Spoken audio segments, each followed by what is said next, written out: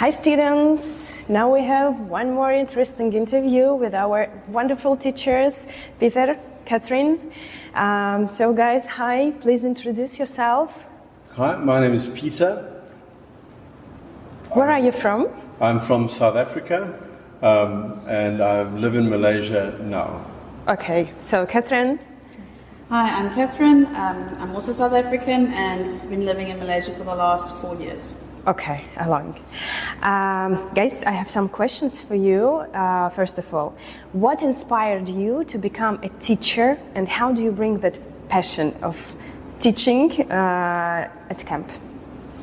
So I studied English language and linguistics, and so I enjoy bringing that knowledge about the English language to students, but I love seeing students understand it and how they then make it their own and they become more confident. Mm-hmm. I think it's the process of watching kids grow. So I love how in the beginning of the year they might be a bit insecure or they're shy, and I love watching how they grow. It's in a normal school setting obviously, but I just watch that throughout the whole year how they become more confident and just develop as individuals. And I think that for me is one of the best parts of teaching, is just to watch how the children develop. Wow, amazing. This is your second or third time at Embassy Camps? It's my second time. It's Peter's first time. Okay, so yeah, Catherine, for you this is the second time with Embassy Camps, for your first time. What do you like the most in the camp? I like how you get to teach in a completely different environment. You get to have more fun.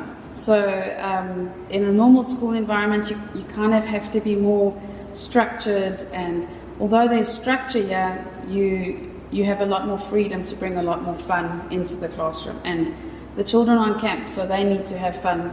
I mean, even though they're learning, they still need to enjoy it. So I think I like that about it. Peter, for you? Yeah, I like the structure, but also the element of fun, that the students have opportunities to see different places, and as they experience those things, they can learn about them in class and learn how to talk about them, how to express themselves, and to identify how they feel about things, and to be able to share what they're thinking. Wow, good. But by the way, both of your kids are here with us in the camp. They are in AI camp. Mm-hmm. Can you give any feedback from them, from you? How was the camp? They must be enjoying it because we never see them. Our kids too busy. Yeah, we thought like in the evenings we would go to the mall, go hang out, and every day we're like, you want to go? They're like, no, we've got to do da. So I'm very happy they're having a lot of fun. And they must be having a lot of fun, otherwise, they'd be like hanging out with us. My son brought his PS4 with him, and he thought he'd be playing PS4 all the time. No? I think he's played PS4 once. So, I mean, the PS4 was with us, not on camp. But yeah, I thought he'd be hanging out with us and playing PS4, and they're here. Amazing result. Yeah, they're really enjoying themselves. Wow. That's nice.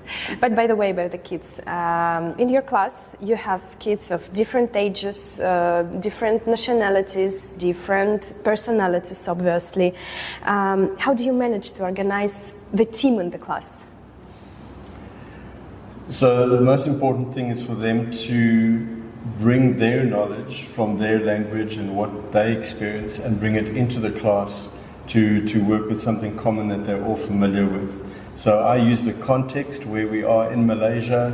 They get to know more about the Malaysian environment and what they're looking at, and they then put that into their own words and bring that together. And different ages will have different feelings and different experiences, so they then talk about those differences together. So the differences make them closer together for them to understand. I also like to play different games where I sneakily divide the groups up differently each time, so they're exposed to different cultures, so that it's very common, it's normal for human nature, you stick with what you know.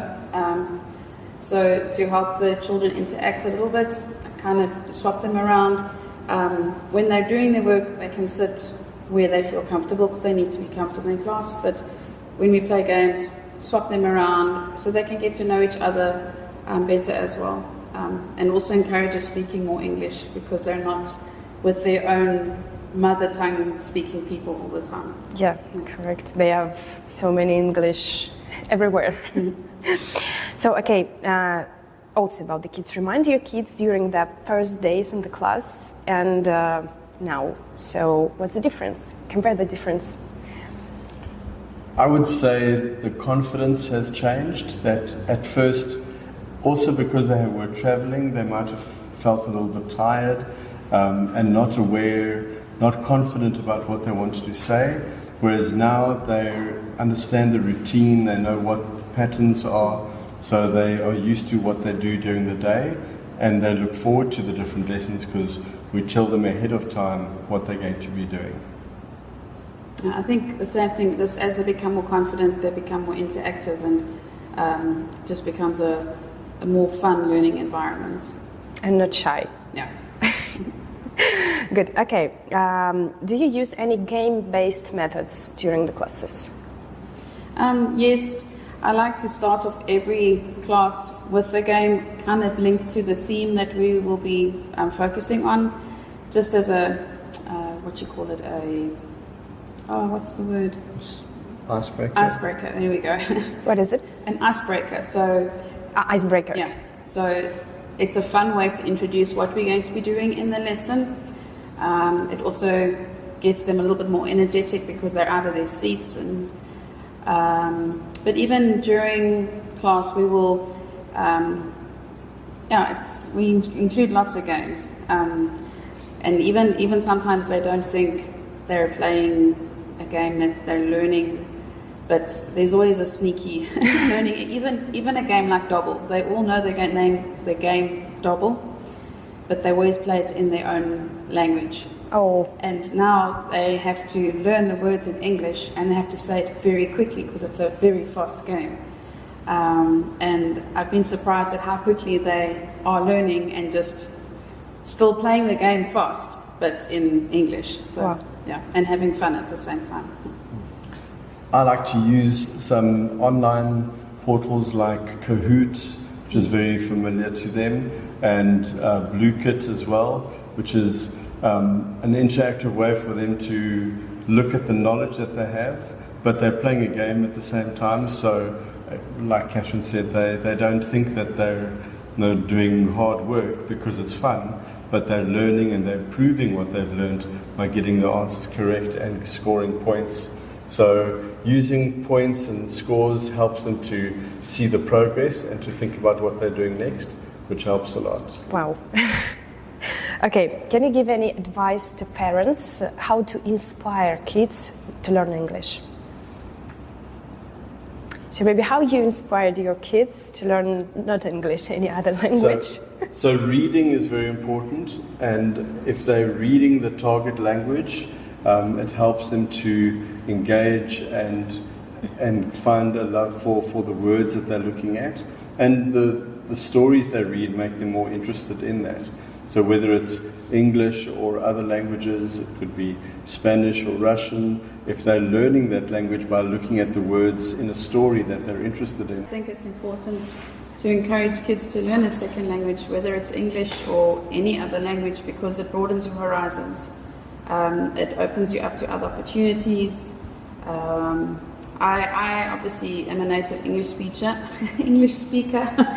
but I learned German, and I was an exchange student in Germany, and just learning that language and then experiencing the culture helped me learn the language so much faster.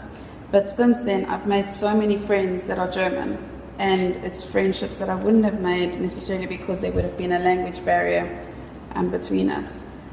But I think, to encourage a child to learn a second language, it's just a good thing. It's a good thing to be able to speak more than one language. It makes you more empathetic to other people as well, because you kind of understand other people better. I think it's definitely worth encouraging children to learn a second language. even if it's not English, any second language. Any language, agree. So, okay, the last question. What do you like the most in your work with kids? I think feedback for me is the most important. So seeing the students come back with questions, come back with new ideas, when they make suggestions, and it's amazing that they make suggestions that they think is something that hasn't been done before, and it's something that's all in the plan of their learning, and you can see that they're thinking about the next steps, and it means that they're starting to direct their own learning, which is very encouraging, and it makes it easier to convince them to do the work when they've decided for themselves that that's what they want to do. Wow. I think my favorite part is the relationship you develop with the students.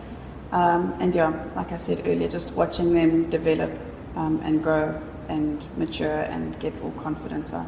Yeah, I and love it. at the last day, we obviously all be crying. Yes, I'm a big crybaby. Yeah, okay. Thank you very much, Peter and Catherine, for this interview, for your time. So, guys, we hope to see you at embassy camps, and Peter and Catherine will be waiting for you during the classes.